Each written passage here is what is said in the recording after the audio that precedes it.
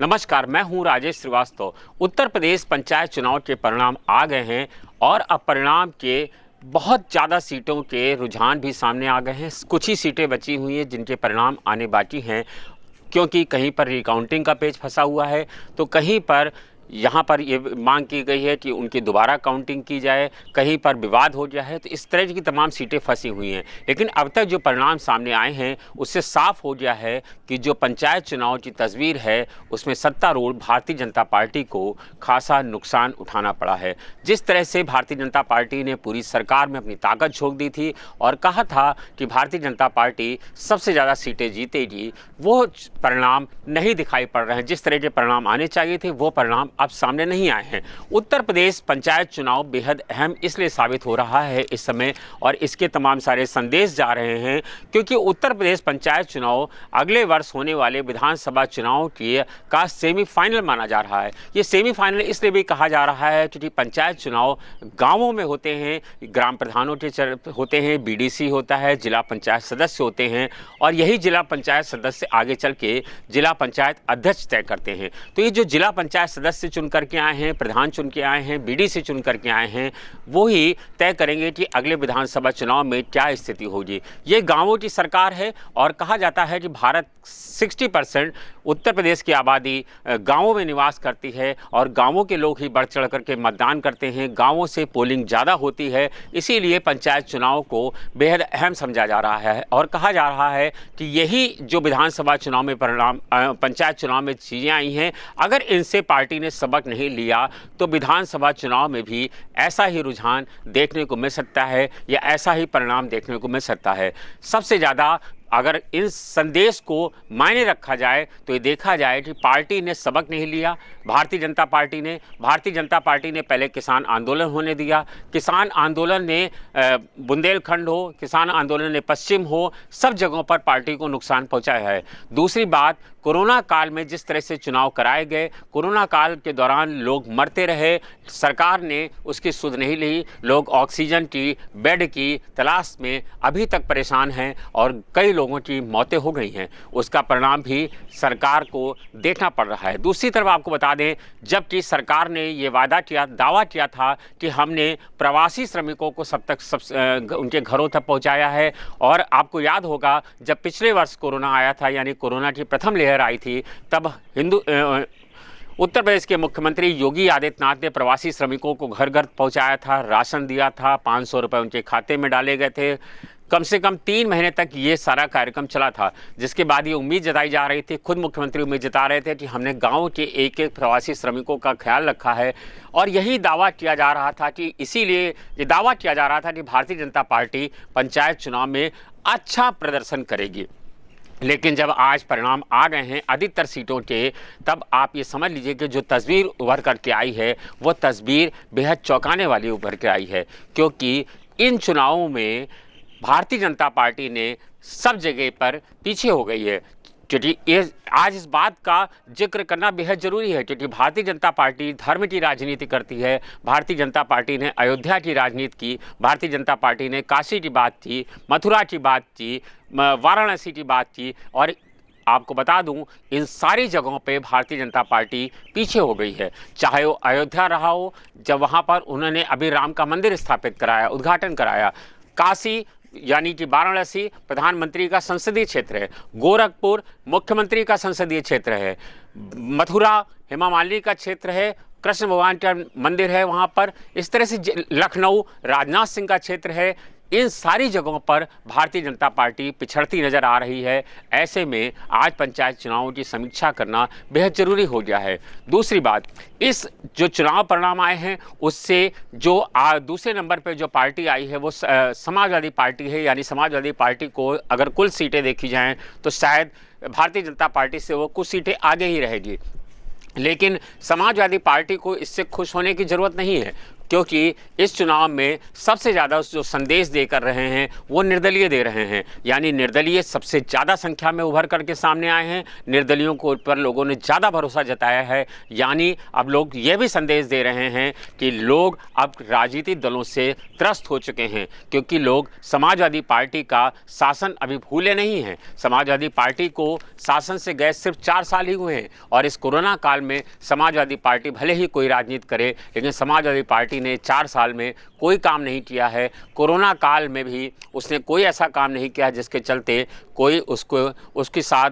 खड़े हो सके या विश्वास रख सके। ये बात दूसरी है कि लोग भारतीय जनता पार्टी से नाराज़ थे, और जो काम विपक्ष को करना चाहिए था वो काम कोरोना ने कर दिया।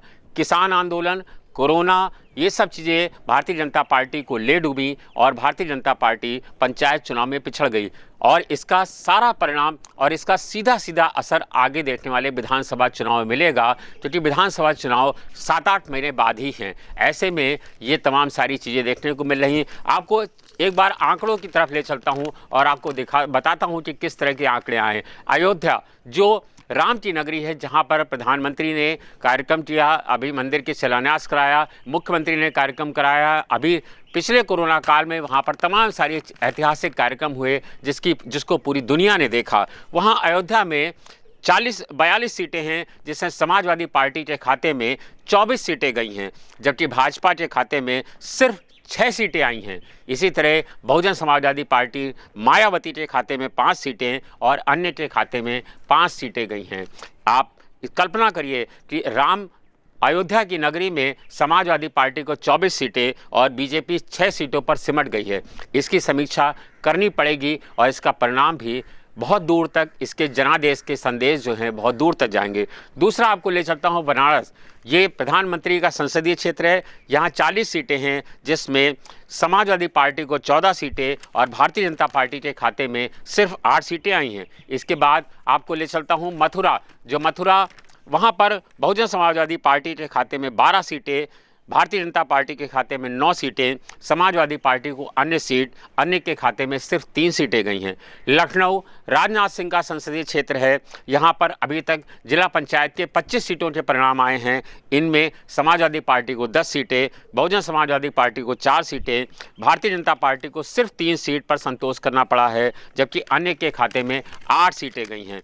इसी तरह से मुख्यमंत्री के संसदीय क्षेत्र की भी चर्चा करना जरूरी है, क्योंकि ये गोरखपुर है। मैं आपको उन 5-6 जगहों का आंकड़ा दिखा रहा हूं जो उत्तर प्रदेश की हॉट सीट हैं, यानी उत्तर प्रदेश उन सीटों से जो आंकड़े निकल के आते हैं, जो चीज़ें सियासत निकल के आती है, वो उत्तर प्रदेश की दिशा को ही नहीं बल्कि देश की दिशा को तय करती है। क्योंकि कहा जाता है कि देश में जो प्रधानमंत्री होता है वो उत्तर प्रदेश तय करता है, और उत्तर प्रदेश इन जो 5-6 ऐसे सीट्स हैं जो बेहद अहम हैं, यहाँ का संदेश पूरे उत्तर प्रदेश को प्रभावित करता है। उस गोरखपुर में 68 सीटों के जिला पंचायत के परिणामों में भारतीय जनता पार्टी के खाते में 20 सीटें हैं, समाजवादी पार्टी उसे कड़ी टक्कर देते हुए 19 सीटों पर है, अन्य के खाते में 21 सीटें हैं। यानी निर्दलियों ने यहाँ सबसे बड़ी शक्ति बनकर उभरे हैं, और यहाँ पर 21 आए हैं। बहुजन समाजवादी पार्टी के खाते में 2, कांग्रेस के खाते में 2, आपके खाते में 1 और अन्य के खाते में भी 1 हैं। इसी तरह से रायबरेली जो सोनिया गांधी का संसदीय क्षेत्र है, कहा जाता है कि ये भी बेहद अहम है। यहाँ पर दिनेश सिंह थे, इन्हें भारतीय जनता पार्टी में लाया गया, वो भी अपनी सीट नहीं बचा पाए। इसके रायबरेली में समाजवादी पार्टी के खाते में 12, भारतीय जनता पार्टी के खाते में सिर्फ 8 सीटें आई हैं। यानी अगर कुल मिलाकर कहें तो अब तक के जो जिला पंचायत के परिणाम आए हैं वो 3051 सीटों पर हैं। हालांकि भारतीय जनता पार्टी कह रही है कि उसके खाते में 918 सीटें आई हैं। आपको बता दूं, ये 918 सीटों का जो भारतीय जनता पार्टी दावा कर रही है वो हो सकता है सच भी हो, लेकिन आपको याद होगा जब पिछली बार पंचायत चुनाव हुए थे तो भारतीय जनता पार्टी के खाते में 1000 सीटें आई थी, और ये 1000 सीटें तब आई थी जब ना उत्तर प्रदेश में भारतीय जनता पार्टी की सरकार नहीं थी। ऐसे में जब भारतीय जनता पार्टी की सरकार नहीं थी, समाजवादी पार्टी की सरकार थी, जब भारतीय जनता पार्टी को 1000 सीटें मिली, तभी लोगों ने ये उम्मीद जता ली थी कि शायद भारतीय जनता पार्टी सत्ता में लौटेगी, और तभी से चर्चा शुरू हो गई थी, और उसी के दम पर विधानसभा चुनाव का खम ठोक रोका भारतीय जनता पार्टी ने और उत्तर प्रदेश में भारतीय जनता पार्टी की सरकार बनी और योगी आदित्यनाथ मुख्यमंत्री के रूप में आज सबके सामने हैं। लेकिन आज जब भारतीय जनता पार्टी दोबारा 2021 के में चुनाव 2022 में विधानसभा चुनाव में जाएगी, तो आज जो चुनाव परिणाम आए हैं वह बेहद निराश करने वाले हैं और भारतीय जनता पार्टी के नेतृत्व को इसकी समीक्षा करनी पड़ेगी। आज एक बात का जिक्र करना और ज़रूरी हो गया है कि जब आज जो पंचायत चुनाव के परिणाम आए हैं उसमें ये देखना पड़ेगा कि आखिर भारतीय जनता पार्टी जो पिछले 4 साल से कामकाज को लेकर के, अपने सारे कार्यों को लेकर के सबसे आगे चल रही थी, आज वो पीछे क्यों होती जा रही है। इसका भी एक कारण है। कारण ये है कि आज भारतीय जनता पार्टी जो मुख्यमंत्री की छवि थी, मुख्यमंत्री कहा जाता है, मुख्यमंत्री का आँख नाक कान उसके आईएएस अधिकारी होते हैं, उसकी अपनी कोर टीम होती है लेकिन मुख्यमंत्री योगी आदित्यनाथ पूरी तरह से टीम 11 पर निर्भर हो गए हैं। जब टीम 11 पर तमाम सारे सवाल उठाए जाने लगे और कहा जाने लगा कि टीम 11 सक्सेस नहीं हो पा रही है, तो मुख्यमंत्री ने इधर उधर थोड़ा बहुत परिवर्तन करके टीम 9 का गठन कर दिया। लेकिन टीम 9 के गठन के बाद भी कोई अंतर नहीं दिख रहा है और मुख्यमंत्री को जो आंकड़ा दिया जा रहा है, जो फीडबैक दिया जा रहा है, वो सही नहीं है। इसी के चलते मुख्यमंत्री को, आपको याद होगा पिछले कोरोना काल में मुख्यमंत्री ने जिस तरह से काम किया था वो लोकप्रिय था, लोग उसकी तारीफ कर रहे थे। पूरे देश में उत्तर प्रदेश के मुख्यमंत्री योगी आदित्यनाथ के कार्य की शैली की समीक्षा की गई, तारीफ की गई और कहा गया कि मुख्यमंत्री ने बेहद अच्छे ढंग से काम किया है। उन्होंने स्थितियों को संभाला, लॉकडाउन में संभाला, मजदूरों को घर तक भेजा, उनके खाते में पैसे भेजे। कहीं पर कोई ऐसी स्थिति नहीं आई जहां पर उनके कार्यों की तुलना की जाती या उनके कार्यों पर टिप्पणी की जाती। लेकिन इस बार जिस तरह की परिस्थितियां हैं, इस बार जिस तरह की लॉकडाउन की स्थितियां हैं, इस बार जो कोरोना काल का स्थितियां हैं, वह सब परेशान करने वाला है। और कहा जाता है कि आप 10 अच्छे काम करिए और एक खराब काम कर दीजिए तो आपके 10 अच्छे कामों पर ग्रहण लग जाता है। और शायद यही हो रहा है। मुख्यमंत्री का चुनावी वर्ष है और उत्तर प्रदेश की सरकार चुनाव में जा रही है, इसलिए मुख्यमंत्री को खास तौर पर इस पर ध्यान देने की ज़रूरत है, क्योंकि अगर उन्होंने ध्यान नहीं दिया तो निश्चित रूप से 2022 में पार्टी को इसका खामियाजा भुगतना पड़ सकता है। क्योंकि जो परिणाम आए हैं कम से कम वो यही संदेश दे रहे हैं। हो सकता, मैं सत्तारूढ़ दल के नेताओं से अपील कर रहा हूँ कि वो इस चीज़ को समझें, क्योंकि उत्तर प्रदेश एक स्वच्छ राज्य है।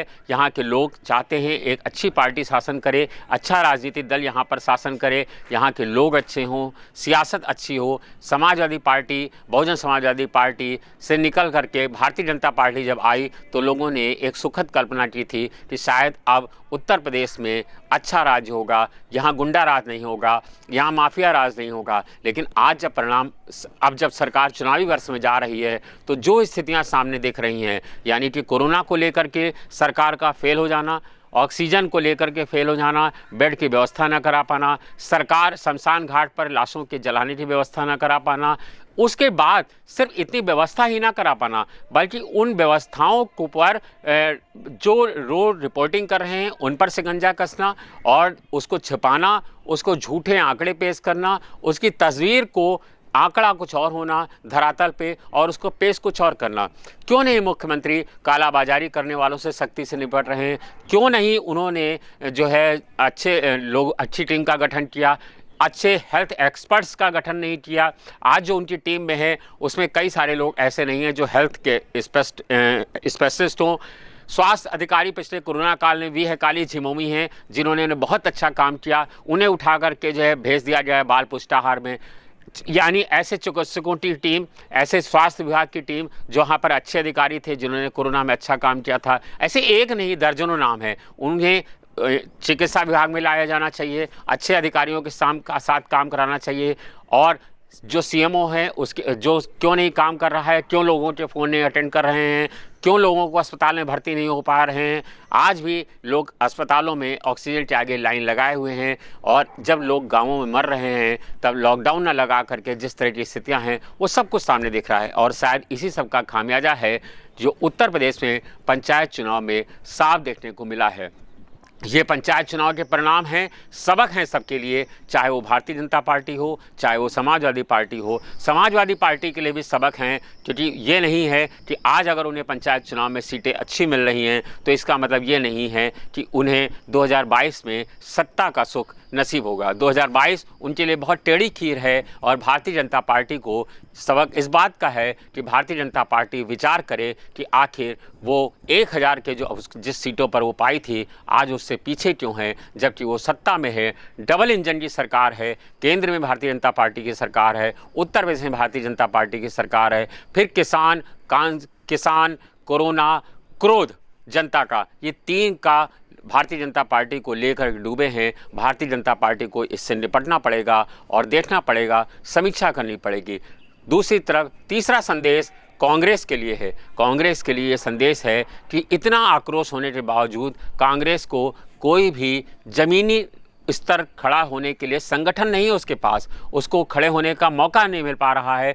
और कांग्रेस को इस साबित दिखता है कि कांग्रेस अगर संगठन नहीं बनाएगी तो निश्चित रूप से उसे विधानसभा चुनाव में कोई भी नई चीज़ सुखद परिणाम देखने को मिलेंगे, क्योंकि अगर संगठन के बूते ही सरकारें बनती हैं। यानी और चौथा संदेश निर्दलियों के नाम पर जनता को ने सत्तारूढ़ सभी दलों को दिया है, क्योंकि भारतीय जनता उत्तर प्रदेश की जनता अब राजनीतिक दलों से निराश होती दिख रही है, उसे किसी पर भरोसा नहीं है। इसीलिए उसने अपने जिला पंचायत सदस्यों के रूप में ऐसे प्रत्याशियों का चयन किया जो उनका अपना हो, जिस पर वो भरोसा कर सके। एक और अंतिम टिप्पणी भारतीय जनता पार्टी के लिए और है, क्योंकि भारतीय जनता पार्टी के लोगों ने भारतीय जनता पार्टी के नेतृत्व में पंचायत चुनाव में जिला पंचायत सदस्य के रूप में ऐसे लोगों को टिकट दिया जिनका वहाँ के सांसद, विधायक और भारतीय जनता पार्टी के पदाधिकारी विरोध कर रहे थे। जो हमें ज़मीनी स्तर पर रिपोर्ट मिली है वो यही है, और उन्होंने, क्योंकि वो चाहते थे उनके परिजनों को, उनके परिवार के लोगों को टिकट मिले, टिकट नहीं दिया गया। अच्छा निर्णय था, लेकिन उन्होंने स्थानीय स्तर पर उसका विरोध किया और भारतीय जनता पार्टी के प्रत्याशी चुनाव हार गए। इस बात की समीक्षा भारतीय जनता पार्टी को करना चाहिए और भारतीय जनता पार्टी इस बात को देखे और इस बात को तय करे कि आखिर भारतीय जनता पार्टी के प्रत्याशी क्यों हारे। समीक्षा हार की जरूर होनी चाहिए और इस पर कार्रवाई भी होनी चाहिए और इससे सबक लेने की भी ज़रूरत है। तो उत्तर प्रदेश के पंचायत चुनाव कुल मिलाकर के यही सबक देते हैं और उन्होंने हर एक के लिए एक नए संदेश दिया है। अब देखना बस ये है कि कौन सी पार्टी अपने संदेश से सबक लेती है। धन्यवाद, शुक्रिया।